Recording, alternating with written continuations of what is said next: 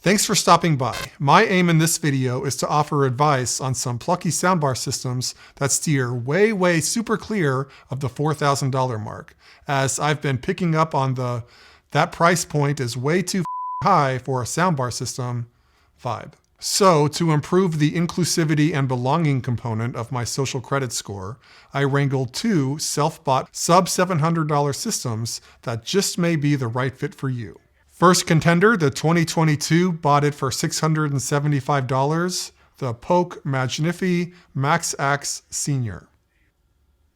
It's a weird name. If you were to dissect it in science class, it would look a whole lot like a 5.1.2 channel system, though it has a shirt that says 7.1.2. Confidence is key.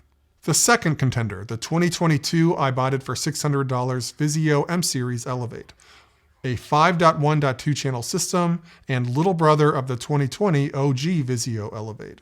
I had kind of a complex relationship with the original Elevate when I reviewed it against the ARC in 2020. You can find that review up there somewhere. When I bought these systems, there was a $75 difference. At the time of this recording, there is a $175 difference. In either case, I consider both of these a solidly mid-tier price. But I get it. $175 is a big deal when considering a product in this price range. I'm as upset about the price difference as you are. So this is my first go at reviewing Polk, which I believed is named after those outdoor speakers you can poke around the yard. In any case, it turns out they make soundbars too. Go figure. Glad to add it to my review portfolio. I really try hard to avoid violence. I'm a family man with a family channel.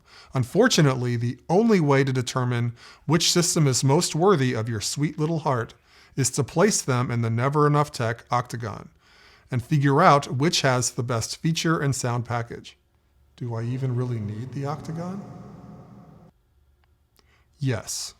Imaginary assistant, throw up the scoreboard, would you, sweetheart? Oh. Price. Gonna give Vizio 2 points for costing less. And please, take my scoring as seriously as you can. Design and build. The MagniFi. For the price, this system has some chunk and heft. It's as wide as the Sonos Arc and weighs 12.85 pounds, which is just 1 pound less than the Arc. Physically, they feel as if they're in the same class of audio equipment. The sub-module is substantial. It's about half a pound more than the Q990C sub, which isn't saying a whole lot, but still, flagship specs. The surrounds are fairly large for the price point, just a little smaller than the Q990C surrounds and the Sonos ones. For reference, I think it's fair to suggest that overall this system is sized and weighted more as a $1,000 plus system, and cost is, let's say, positively correlated with sound quality. The bar is made of plastic and is plenty rigid and is almost completely covered in living room material. It looks pretty fresh out of the box. It's clearly designed to be in a living room and keep you out of trouble with the missus. Though it will eventually be covered in gross stuff, and that's a statistical certainty. The bar gently tapers outward as you move from the top to the bottom, giving off a whiff of style. There is a surprisingly pixel-dense monochrome display on the left side of the bar that I'd say visually outperforms the vast majority of soundbars. On the top of the bar, you'll encounter a slate of physical pushy buttons. The ports, they point straight back. I thought there was some law or regulation that required port access to be at least mildly irritating. Guess I was wrong. The wireless surrounds are uniquely shaped, with a sideways trapezoidal kind of thing going on. It's covered in the same threads as the bar and has a rubber Polk logo up front. The surrounds are stuck with these AC adapters instead of a standard power cable, making plugging into the wall a bit more difficult. And I gotta say, this skinny wire doesn't come across as something that would be attached to a thing that's gonna sound good. But we shouldn't judge a book by its power adapter. The wireless sub, it has Polk written on it. It's your standard cuboidal MDF fare with a hard melamine coating. It does have a footprint larger than just about any other soundbar system at this price point, save perhaps the Klipsch Cinema 600 and 800. The woofer and port are downward facing. The system build is surprisingly good, undoubtedly high-end for the price point. Impressive showing. The Elevate, it comes across as more chic, that's for sure. Lots of curves. The Elevate, like the MagniFi, is covered in living room stuff. But the Elevate is even more aggressive, covering more of the bar and with, I'd say, a slightly louder, more styled, coarser grain fabric. The Elevate is a less substantial bar, coming in at around 8.73 pounds. There is over a 4-pound difference, making the MagniFi about 50% heavier. The bar width is approximately 3 inches narrower. The bar height is a bit squattier. The depth of the two bars are the same. The sides of the bar are oval and have the Elevate logo alongside the round silver rotating mechanism that does things. Yes, the most interesting Elevate design element is that these sides can pop out and rotate the end speakers to be forward or elevated around 45 degrees, revealing LED accents that can be turned off. It's unique, sleek, and futuristic. My wife and kid thought it was the coolest soundbar thing they've ever seen. The bar display is a vertical single-dimension LED array on the left side that takes a bit of commitment if you want to uncover all her secrets. The bar buttons on top are also the pushety type and under the fabric, which is fairly unusual. You don't usually cover buttons in fabric. The Elevate just kept on trucking. The surrounds are sleek and significantly larger than Big Brother's surrounds. They're low profile and curved in the front, easy on the eyes. But they're not really shaped like a speaker should be shaped. Keep in mind that these surrounds are tethered to the base module as they connect via an RCA cable. This may totally not be your thing, though this means you don't need to worry about finding a separate power source. The provided RCA cables are generously long, so you should have decent flexibility in placement. The submodule is a curvy little number with an emphasis on little, adopting the swervy motif that defines the system's look. It's significantly smaller than the MagniFi sub and has a 6-inch downward firing woofer. That's 4 inches smaller than... It's all pretty awkward, but at least it's hidden. Both of these systems' design and build are totally acceptable and perhaps even uniquely good for the price point. Vizio clearly thought more deeply about the style system-wide, and it shows. It's a better looking set. Vizio gets a point for that. Boom. The MagniFi feels much sturdier and substantial, built to last, in particular the bar. 1 point for that. It was all for nothing. Driver array, MagniFi. It's a 14-driver 7.1.2 system, but as mentioned, the driver groupings look exactly like a 5.1.2 with LCR channels up front, 2 upward firing channels, 2 single-channel surrounds, and a sub. Each of the front-facing channels on the bar have 3 drivers, which is what the high-class, college-educated bars do, outpacing even the ARC's LCR driver count by 2. The center channel consists of 2 2.5 mid-woofer drivers and a 3/4-inch tweeter. The left and right channels have a 3-inch mid-woofer racetrack driver, along with 2 3/4-inch soft dome tweeters. The 2 tweeters on the left and right channels suggest that they play a big role in the spatial audio strategy, and I'd say the channel count proliferation exaggeration. The wireless surrounds have a single generously sized, for a budget soundbar surround, 3-inch woofer, but no upward firing drivers to be found. And last, the wireless bass module. Again, it has a 10-inch woofer, which is bigger than any woofer you'll find on the Dragon, Q990C, Sonos, or LG system. Respect! What just happened? Dark Daniel dropping to save this lame video and sell you some alpha gear from Ekster. As a person with nothing in here but a winner's mindset, I have forced life to tell me what is most important. It's not love or meaning or aligning your body and spirit with the highest good. No, I'm thinking many levels above you, so listen. It's respect. R-E-S-C-P-E-T. Hard to gain, easy to lose. Want your respect to bottom out real quick? Flash a beta wallet. Ekster has sent me a wallet that has already skyrocketed my dominant respect level to the space. Look at this thing. It's hard with the D, sleek, black, brushed aluminum. Got a silicone band for your paper's respect. No respect. And can hold up to 15 cards. Don't hold 15 cards, that's totally desperate. 9 cards can be placed under this super stealthy plate.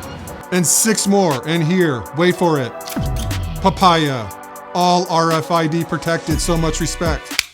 If you're a success-driven, high-performance champion like me and have too much time to think about, like where you last placed your wallet, Ekster's got your back with this tracker card. Solar panels, bro, with Chipolo built in, respect. So next time you're in the checkout line, maintain your by whipping out your extra wallet, maintaining eye contact. Don't be afraid to wink.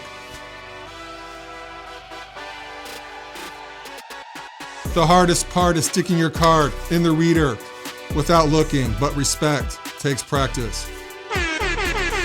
To be more like me, check out more aluminum color options, girl boss inclusive, some colors, very pretty, and tons more savage on-the-go gear from Ekster. Links in the description. Out.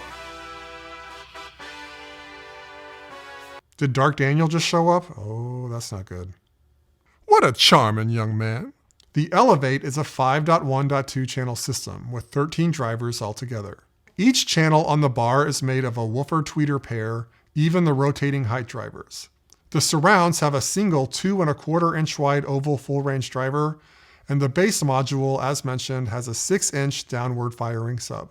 A respectable driver count for the price on both systems. No points in this category. We will learn well and good what each system can do with their sound makers in the sound quality section. Ports, all right, the MagniFi. Yes, eARC, no surprise there, and 3. Let's count them again. 3. One more time, 3 HDMI inputs. That's the Dragon and Ambio max count on a sub $700 soundbar system. These inputs do support Dolby Vision. Unfortunately, there's no sign of true 2.1 pass-through compatibility. So 4K pass-through, but no 4K 120 Hz, as far as I can tell. Could have been epic. Optical is sticking around for those who still haven't sold their vintage TV at the Antiques Roadshow. And I'm not sure where to put this information, but the MagniFi is Roku TV ready, meaning it would be especially easy to control the bar with your Roku TV remote and access various settings. I haven't tried it, but this system may be even more appealing and convenient if you have a Roku TV. The Elevate, eARC with a single HDMI input. No 4K 120 Hz support, but you do get these goodies, which is pretty darn decent. Like the MagniFi, optical is included. There are 2 aux-ins, one for plugging in a voice assistant, another for, I don't know, be the ball, your old college mini disc player. Aux-in is fun, but 3 HDMI inputs is huge, especially if your TV is lame and doesn't support eARC. The MagniFi gets 2 big fat points, no takebacks. Codec support, it's virtually the same for both systems. Multi-channel PCM, so your consoles and Apple TV are welcome. The full Dolby suite, including lossless audio and Atmos support. And what about the full DTS suite, the shy one? Are you gonna come out and play? Yes? Oh, there's a good boy. 2 points for each. Sound adjustments, the MagniFi. Well, the remote gives you most of the story with separate level adjustments for voice, surrounds, height, bass, treble, and audio delay for syncing. I want to call out voice because Polk wants to differentiate this adjustment from merely increasing the center channel volume. They call it Voice Adjust. There are 6 sound profiles, including auto, TV, movie, night, all stereo, and music. More discussion on these in the sound quality section. Polk's Stereo Dimensional Array, or SDA technology, is on board. The claim is that it broadens the soundstage and supports detailed stereo imaging, so separation, clarity, and precision are the kind of concepts they want to bring to the foreground when discussing the system's sound. I believe this is the software that helps drive their 7.1.2 channel claim with 5.1.2 hardware. The Elevate, they give you 4 listening modes: movie, which is default and upmixes everything, music, game, and direct, which has no upmixing, along with 8 level controls, including bass, treble, dialogue, center, subwoofer, surround balance, and height. It's a decent offering. The Elevate's rotating speakers can be always front, which they call wide mode because they are speakers that extend beyond the left and right channels. If you want to keep the speakers elevated, you can switch to up mode, or auto mode, where it adjusts the speaker height based on whether 3D content is playing. And that's a nice indicator that you're listening to Atmos or DTSX. We're dealing with apples and oranges here, so 1 point each. Wireless connectivity. The MagniFi is magnificent in this category. I wrote that. Bluetooth, AirPlay 2, and Chromecast, the 3 pillars. 3/4 of these bad boys didn't do it, and they're way more expensive. AirPlay 2 and Chromecast are your multi-room options. In addition to the 3 pillars, you also get Spotify Connect and integration with Google Assistant and Alexa. A VA mic is not integrated into the bar for better or worse, so you gotta get another device to tell your bar what to do. The Elevate, Bluetooth. No access to the wide world of web, so did I mention Bluetooth? Polk, 2 points, no cap. Controls, the MagniFi. You got the bar and the remote, and it's all pretty self-explanatory, especially if I show them to you in slow motion. The Elevate, well, it's missing a mute button on the bar, but otherwise, it's the same as the MagniFi. The remote is kind of special with the display built in, and it's backlit. There are a number of settings to grapple with, in part due to the rotating speakers and how you want it to behave and whether you want it to glow. And reading text from the bar from across the room can be difficult, so whether there's a better hypothetical solution out there or not, I did find myself using the remote display quite frequently when reviewing. I'm gonna give the Elevate a point for tryharding on the remote control display. I kind of like the MagniFi's rubber top on their remote, but otherwise, Polk kind of mailed it in. Point for the Elevate.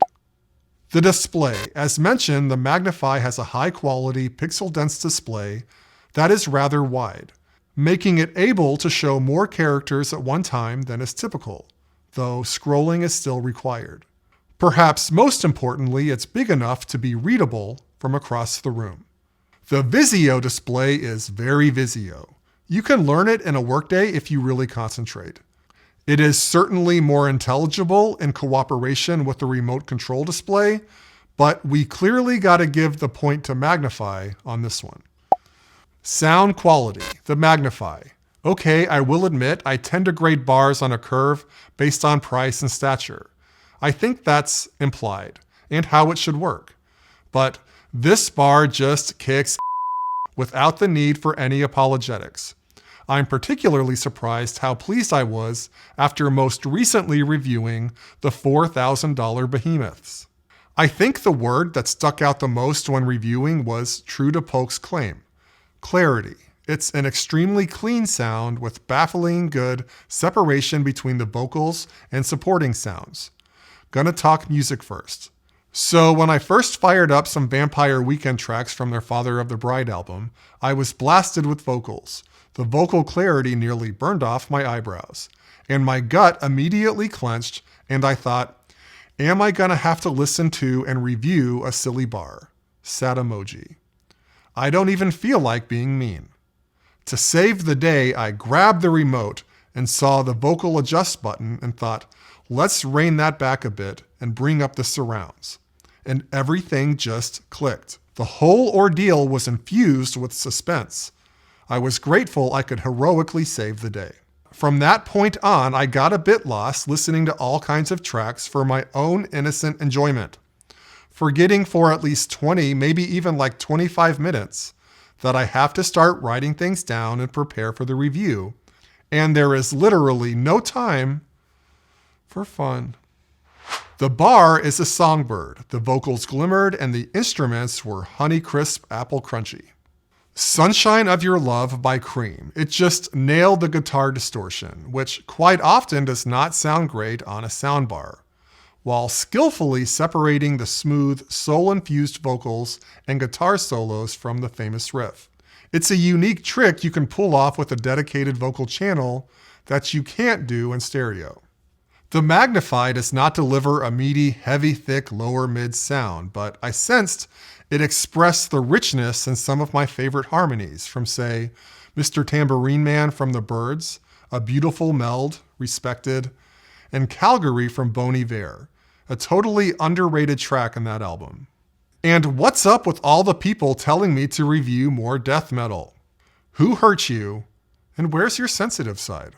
Polk says somewhere, though I can't find it anymore, so maybe I'm imagining it, the bass offers a room-shaking experience. Well, I suggest you believe them or their imaginary message. I mean, I like a good body massage as much as the next person, but I imagine especially if you're not on your dwelling's foundation, the shaking will not be for everyone. I settled in at around -2 to 0 with music. It still sounded full with barely noticeable shaking, though if you listen loud enough, the shaking will come back regardless of bass setting. So if you hate your underdwellers, the shaking option is another perk. Overall, I was pleased with the bass. It's not exceptionally tight, but was able to hit with enough precision and agility that I was able to enjoy it without getting distracted. I was able to listen to songs, not the bass. Cinema, surprisingly terrific, especially so given the price. When reviewing the Dragon, I mentioned the boom at the start of Blade Runner 2049 gave me a potty talk number 2 moment. I should have been more ready this time, but the MagniFi similarly surprised me for the size. It was pretty potent, able to deliver a satisfying high-intensity experience for sure. The soundstage is noticeably wide. I sense it falls a bit short of the flagships with side-firing speakers, but given its horizontal channels only have forward-firing drivers, it's pretty remarkable. I found the 3D effects to be pretty decent. You're treated to regular convincing forward height effects. It's a top performer for the price, but a tier below the flagships in general. The atmospherics are strong, and I found there is enough mid and upper mid presence to make it more than just fizz. The sound's got a nice thick top. But what really got me excited with this bar was clarity, separation, and cleanliness, as with music. For instance, the vocal intelligibility is exceptional. I honestly don't know how they isolated the front channels so convincingly. They're not even that far from each other. It's like they put a wall in between them. I don't recall such minimal crosstalk. The supporting sounds from the left and right channels come across as though they have their own speaker housing. The coordination between the bar and surrounds was surprisingly effective, creating what often came across as an uninterrupted plane of horizontal sound. If you're seeking what might be described as a more inflated, space-filling sound, you will want to switch to movie mode, which really makes the sound come across as more vertical and wide.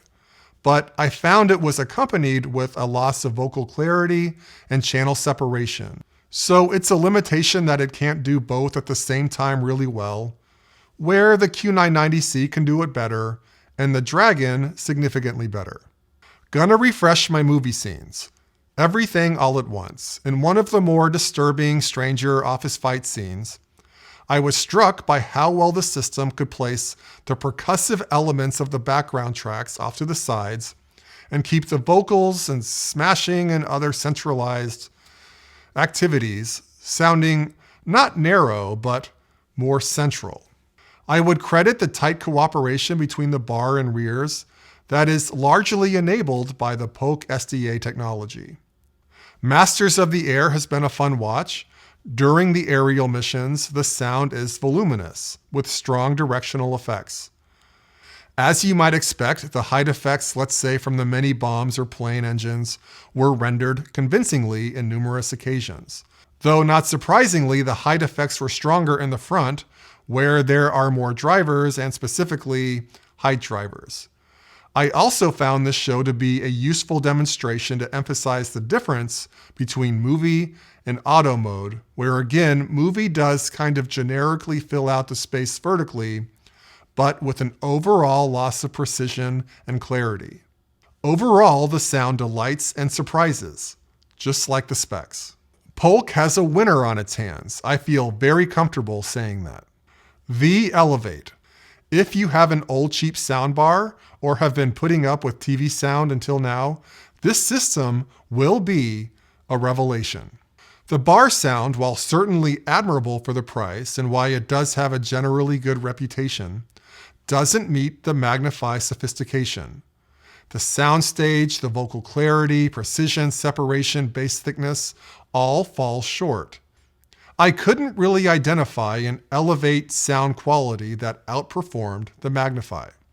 Listening to music, I was mostly pleased. It's possible I did some occasional bopping.